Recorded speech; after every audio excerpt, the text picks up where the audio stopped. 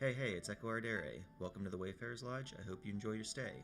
Today, I'll talk about why I like Redwall, the novel series by Brian Jacques about animals and epic tales fighting against impossible odds and powerful foes, usually to save the day. I'll go over what the series is about, why I like it, what's not to like about it, and what makes the series special to me, so let's get started. The first book of the series is called Redwall, which acts as an introduction to the world and lore of the stories Brian Jacques was creating. The characters are all anthropomorphic animals, meaning they eat together, laugh together, they fish for food, farm for food, all those things you would think of normal human activities. So the story of Redwall itself is unclear if humans ever existed.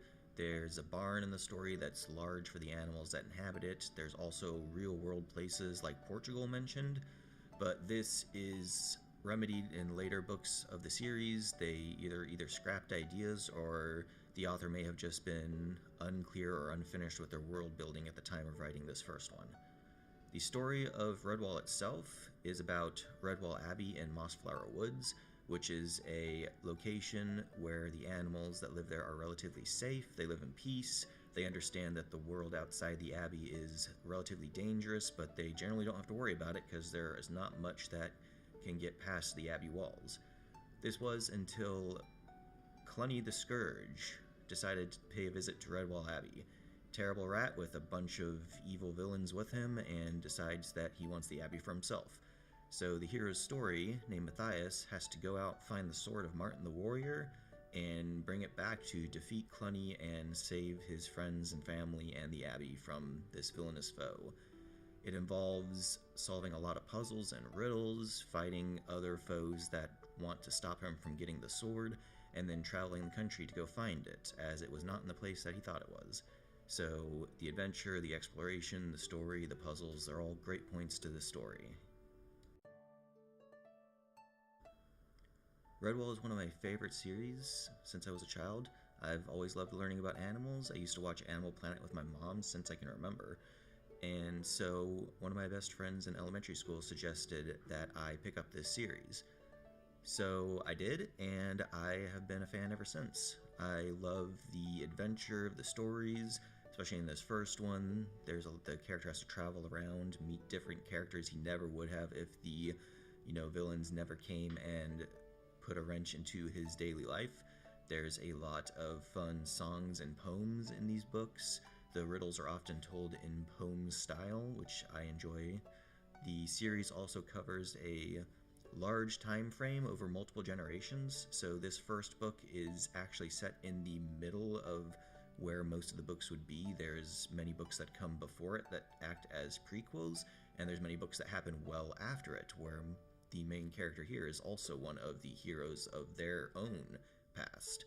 The characters have epic battles over the villainous foes, and many of these foes are just, standard villains. They're just bad guys. Doesn't try to make them very redeemable, most of them at all. So they're ones you want to see fall. You want to see the hero do well, succeed, and save the day. I also especially like the hares in the stories. They're generally funny. They're meant to be fun characters, but they're also great warriors. They know how to have fun and also get the job done. So there's also a great example of unique dialects in the story. Hares are another good example of that, of how they speak. The moles also have a very unique style of speaking, and I enjoyed how the author used those to both show the differences in the animals, but also if you don't know what an animal is yet, if something's hiding in the shadows, sometimes you can tell just by listening to or reading how they speak. Another good point of this series is that there are a lot of strong female and male characters, even in this first book. So one of the main warriors of Redwall was Jess the Squirrel.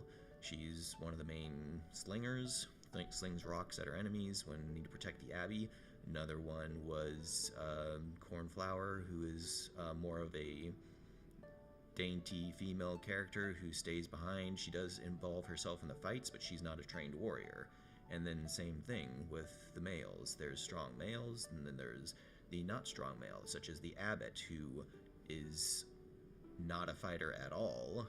And then you have the main character, Matthias, who starts as a weak character and becomes strong as one of the best warriors. So I like how the story and the series in general finds a balance between who's good at what and why they're good at that.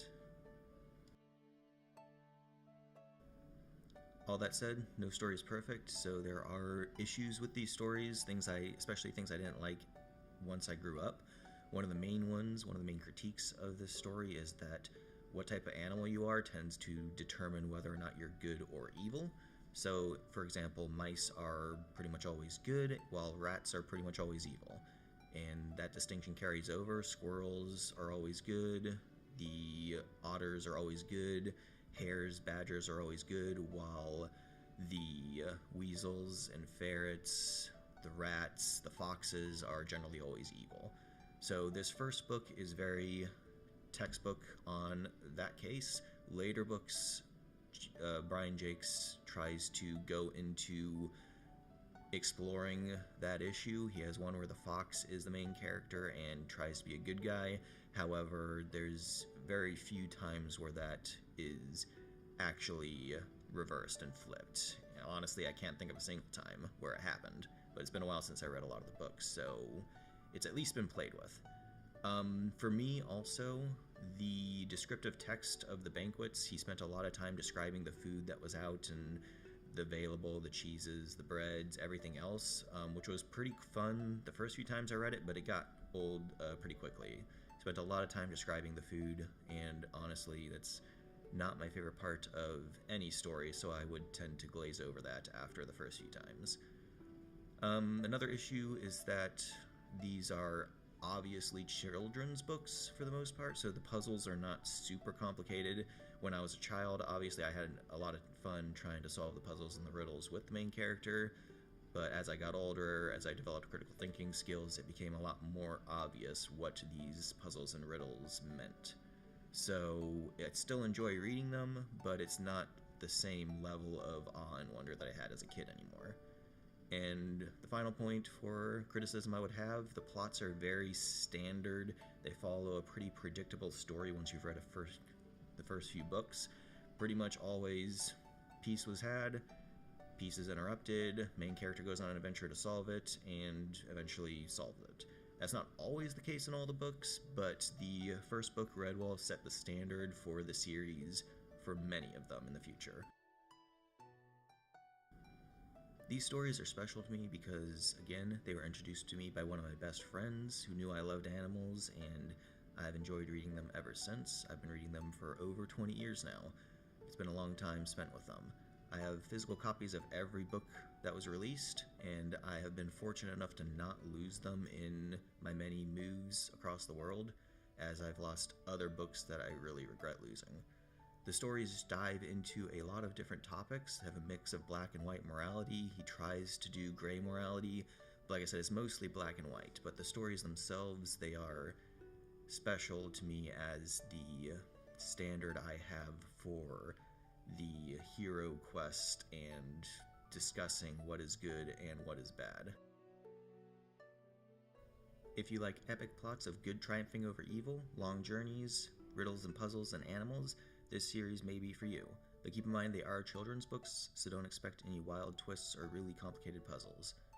If you liked the video, please like, subscribe, and hit the bell. Thank you all for watching, and I'll see you next time.